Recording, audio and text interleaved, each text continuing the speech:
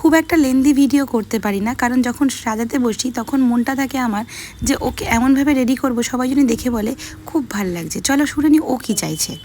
তোমার মতো তুমি তোমার মতো করে সাজিয়ে দাও, শুধু ওপেন হেয়ার। হ্যাঁ ওপেন হেয়ার রাখবে, হ্যাঁ আর ভালো লাগবে যেন। আর কিছু না? না, তোমার উপর ছেড়ে দিয়েছি। আচ্ছা। যখনই ভিডিওর দিকে ফোকাস করি তখনই আমার সাজানোটা মনে হয় গন্ডগোল হয়ে যাচ্ছে।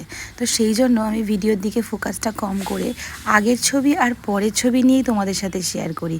মিডিলের ভিডিওগুলো করে উঠতে পারি না। আগামী দিন চেষ্টা করব মিডিলের ভিডিও নেওয়ার যতটা পারবো।